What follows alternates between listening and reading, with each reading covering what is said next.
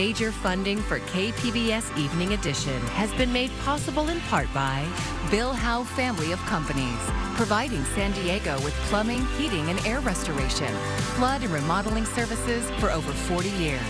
Call 1-800-BILL-HOWE or visit billhowe.com.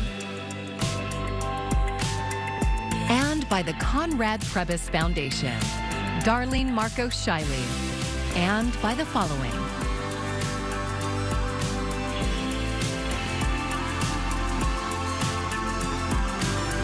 And by viewers like you. Thank you.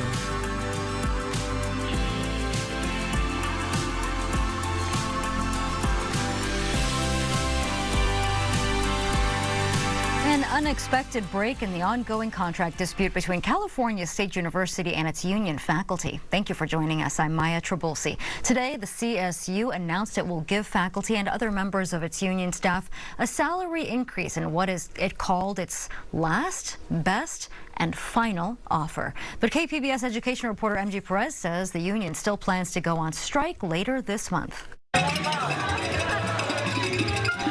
29,000 members of the California Faculty Association hold jobs across the Cal State system that include faculty, librarians, counselors, and coaches.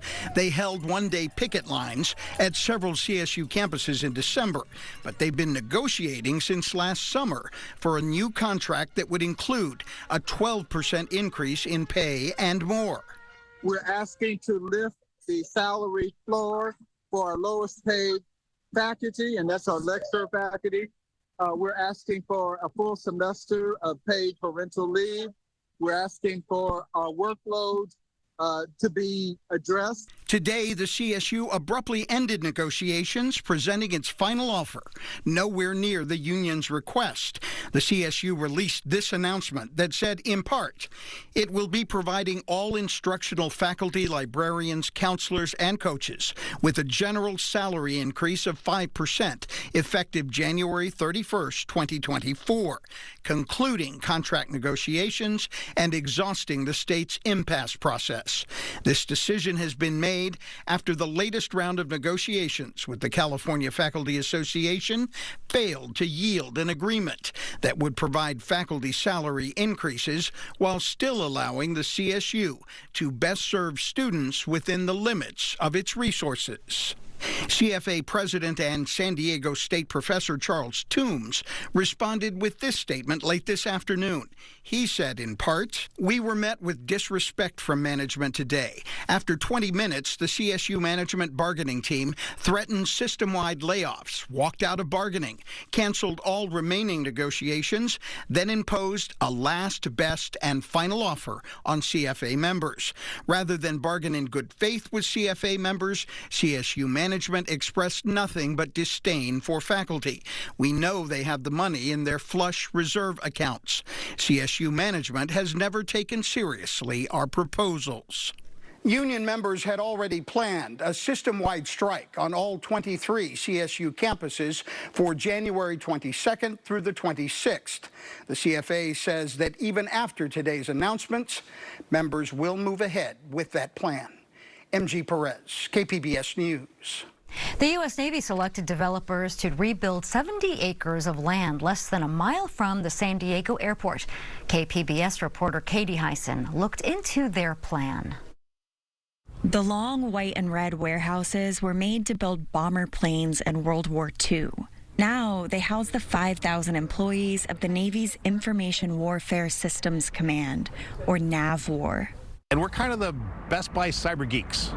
That's project manager Greg Geisen. He would not say what other developers they considered. The winning team is made up of San Diego-based Manchester, who also developed the Navy complex on Broadway, and Virginia-based Edgemoor, who co-developed the Long Beach Civic Center.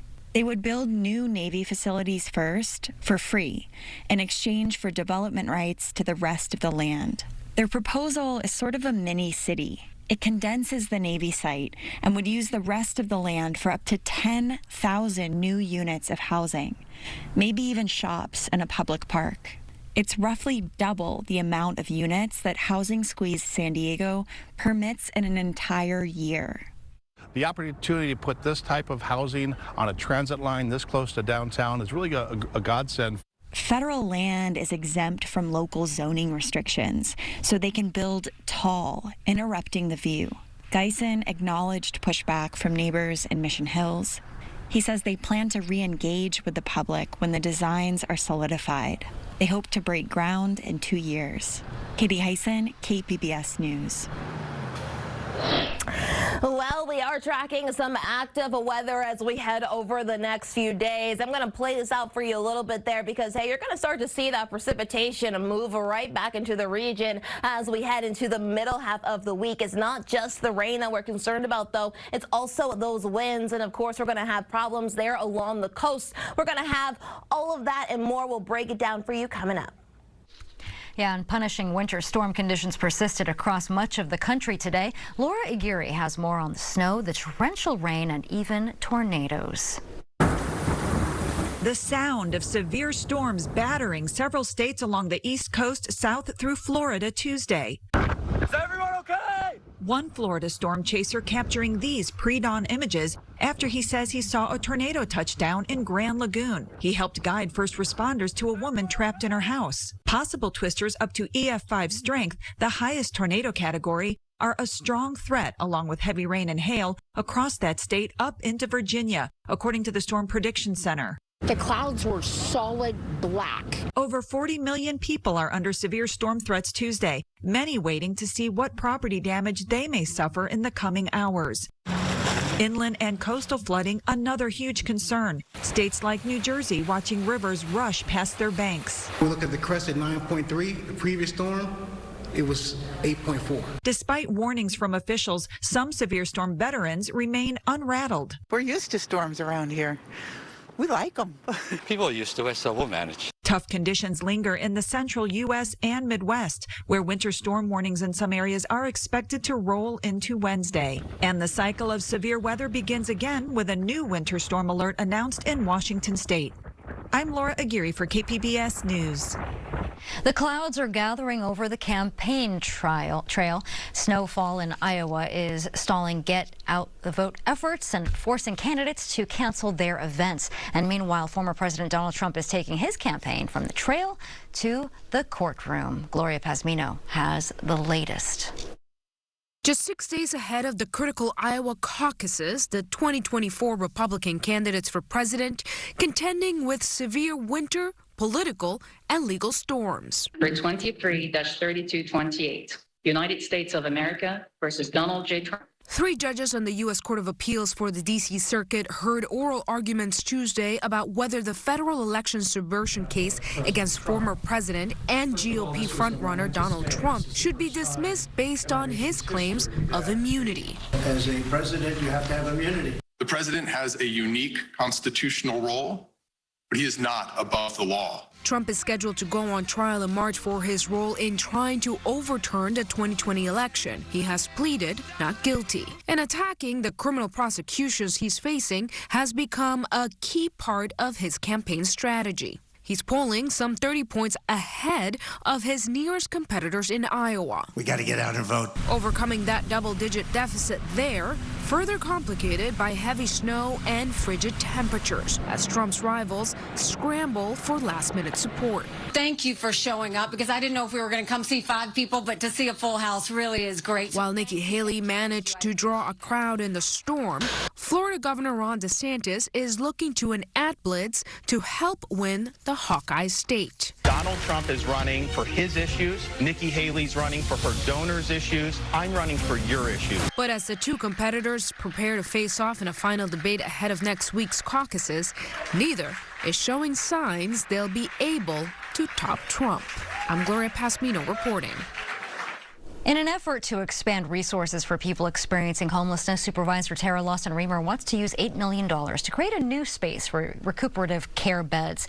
The beds would be intended for use by those with medical and behavioral health problems. It would also help the county implement Senate Bill 43, which expands conservatorships for people with severe substance use disorders.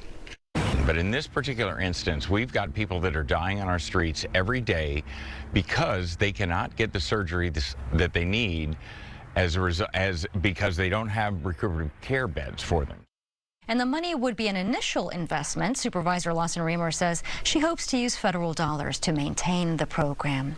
A new state law aims to increase safety at intersections by using a method called daylighting. But KPBS Metro reporter Andrew Bowen says it's unclear whether the city will enforce the law. It's early morning outside Garfield Elementary School in North Park. Parents are walking their kids to school, and many of them look nervous as they cross the street.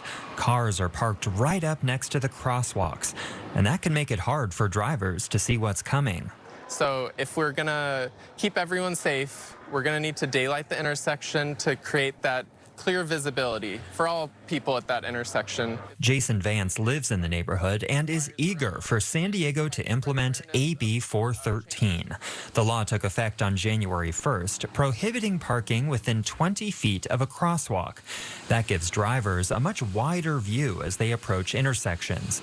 Research has shown daylighting can reduce collisions and injuries. That's probably why it's already the law in 43 other states. Still, any law is only as good as its enforcement. And Vance says the police seem uninterested in enforcing existing laws that prohibit unsafe parking within crosswalks or bike lanes. So this daylighting bill, I'm a bit nervous that the city isn't going to take it seriously. And not to mention, most of these curbs haven't actually been painted red yet. They actually need to be painted red, which would complete the daylighting. We'll have to actually push the city to make these changes. A city spokesman said the Transportation Department is assessing what resources it will need to implement the law. SDPD did not respond to questions about whether it has a plan for enforcing the law or educating drivers on the new rules. Andrew Bowen, KPBS News. A new airline will soon be operating out of San Diego International Airport. KPBS reporter John Carroll says the new carrier will bring nonstop service to cities currently not served out of San Diego. All smiles at the south end of San Diego International's Terminal 2 today. It's not every day a new airline comes to town. Today, I'm very thrilled to welcome Breeze Airways as a new air carrier to our San Diego family of airlines. Breeze Airways has only been around for a couple of years, but they already serve 4 other cities in California: LA, San Francisco, Santa Ana, and San Bernardino. I'm surprised it took us 2 years to get here. Company spokesman Gareth Edmondson Jones says adding San Diego to the list was a no-brainer. San Diego is one of the most beloved destinations in the country, so especially this summer. When they begin service at the end of April, Breeze will jump in with both feet. They'll start out serving 5 destinations with nonstop flights, including Raleigh-Durham, Pittsburgh, Norfolk, Cincinnati, and Jacksonville. 3 of those, Norfolk, Jacksonville, and Raleigh-Durham, share something big in common with San Diego. As you may know, Norfolk is home to the nation's largest naval station, the only one bigger than San Diego. Jacksonville is home to a large naval air station, and like San Diego, Raleigh-Durham is home to many biotech companies. What we do is we look at markets that are currently unserved, and we look at the biggest routes where people currently have to go through Atlanta or Chicago or Houston or whatever, or Dallas. Breeze will fly new Airbus 220s on its routes from San Diego. Edmondson Jones says the company wanted to start service to San Diego last summer, but he says they didn't have enough planes.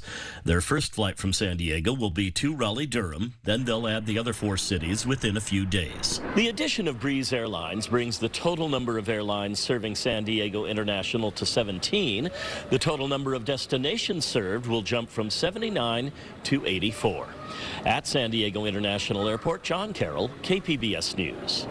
The same state law that requires you to put your food waste in a green bin is expanding to include new businesses. KPBS reporter Melissa May describes how this law is going to help the environment and those experiencing food insecurity.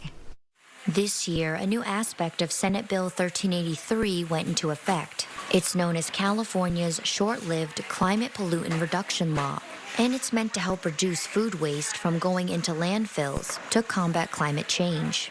This law is actually requiring businesses that never really had donations as part of their business plan, as part of their model, to now start looking to food recovery organizations like Feeding San Diego to take care of the logistics, to pick up anything that they would have otherwise put into the trash can.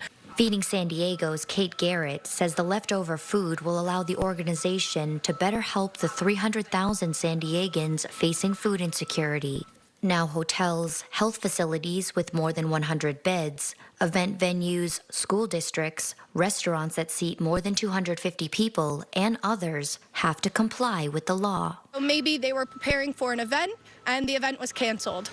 So now they have all of this food that they've cooked, they've chilled, they've frozen, so it's actually going to be able to get to someone who maybe wouldn't have otherwise known where their next meal was coming from. Now they have this frozen meal that they can heat up and consume instead of letting that go to the landfill. Last year, Feeding San Diego says they diverted more than 31 million pounds of food from the landfill. Of that 31 million pounds that we recovered or diverted from the landfill, we were able to serve over 35 million meals to San Diegans in need. Feeding San Diego has agreements with over 85 food donors as part of SB 1383. So we know that there are people that are facing food insecurity. We also know that nearly 40% of all the food in the U.S. goes to waste every year. So the food is out there. It's not a scarcity problem, it's a distribution problem. KPBS contacted several local businesses now required to donate excess food under this law, and no one responded to interview requests. But we did hear back from representatives of Snapdragon Stadium, who sent a statement saying they will donate any excess edible food to Feeding San Diego after events at the stadium. Melissa May, KPBS News. South Bay residents are voicing their frustrations with the stench from the Tijuana River that's been plaguing their neighborhoods for decades. A group of protesters gathered at the Coral Gate in San Ysidro today, and they say they don't want additions to the nearby water treatment plant. The proposal includes a plan to treat and divert 60 million gallons of water a day. The city council is considering extending the state of emergency because of the sewage flowing into the Tijuana River. That's been in place since 2021.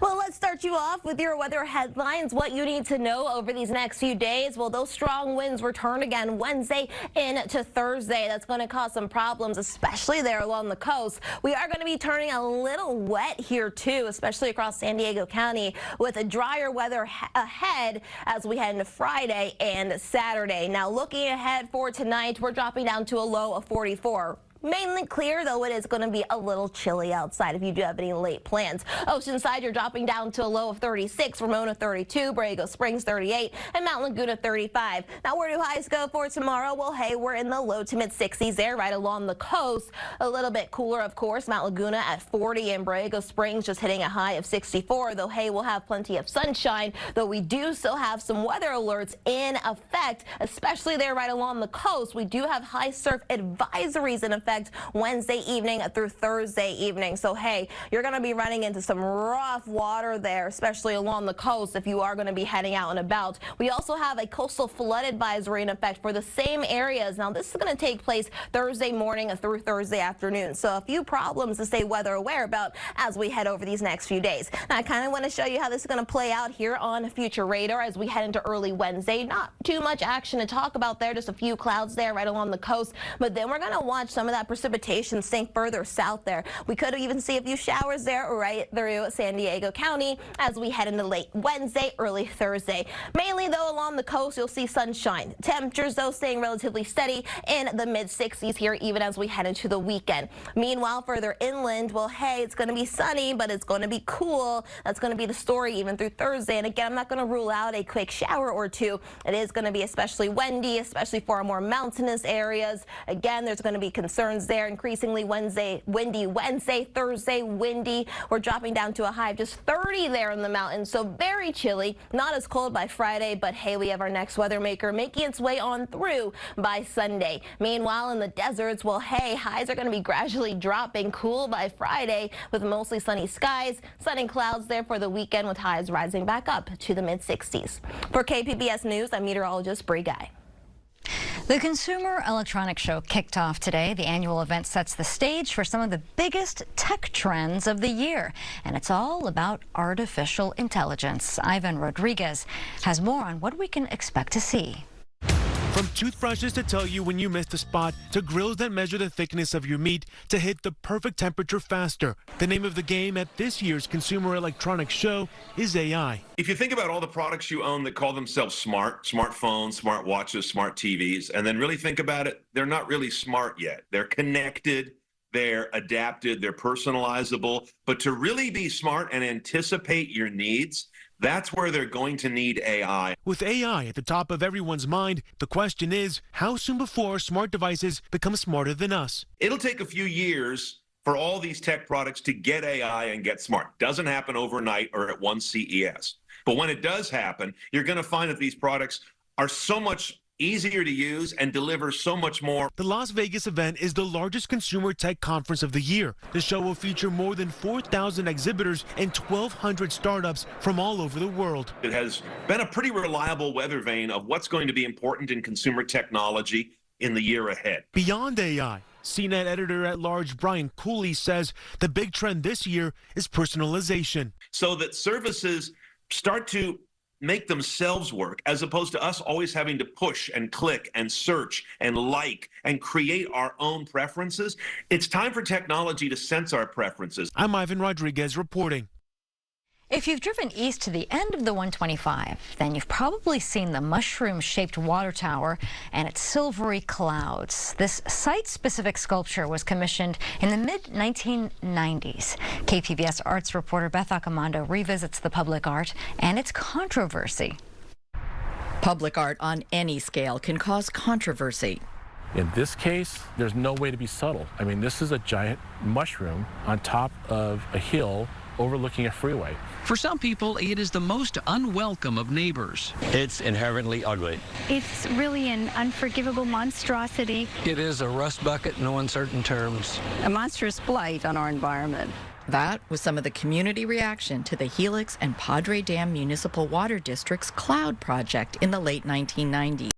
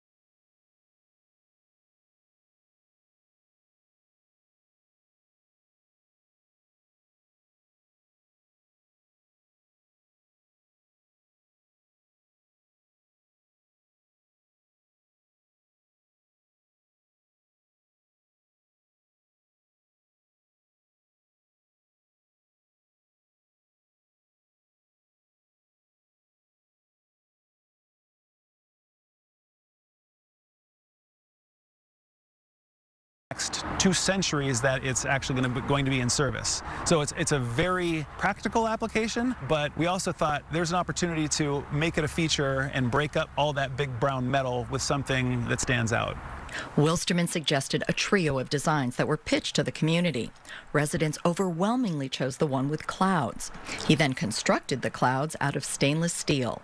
To do the finish, we took the stainless steel and we brushed it to get the optical illusion that there's 3-dimensional billows. Then overlaid that with perforated stainless steel, which creates kind of a shadow effect. The intent is that the closer you get, the more 3-dimensional and beautifully detailed they become. Wilstermann did enlist the help of his students, many of whom were from the community, to build the clouds.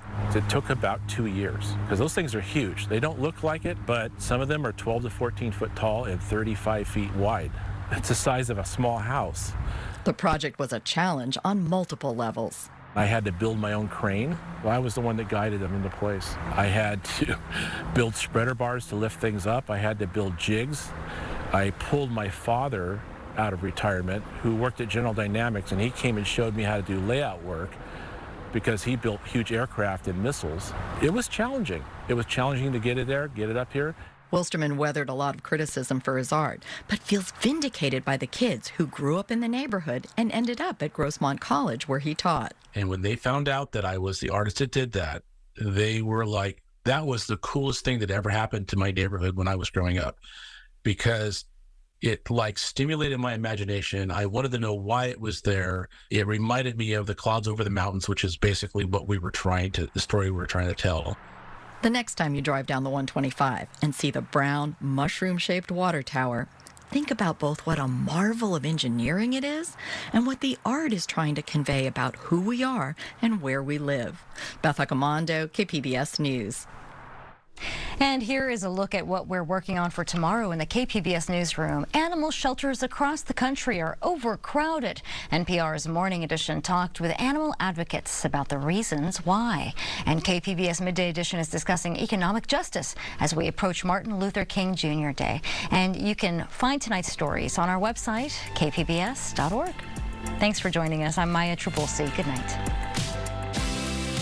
Major funding for KPBS Evening Edition has been made possible in part by Bill Howe Family of Companies, providing San Diego with plumbing, heating, and air restoration, flood and remodeling services for over 40 years.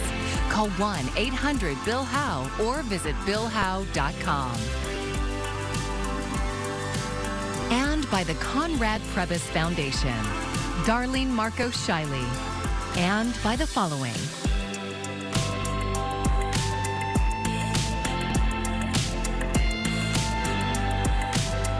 By viewers like you. Thank you.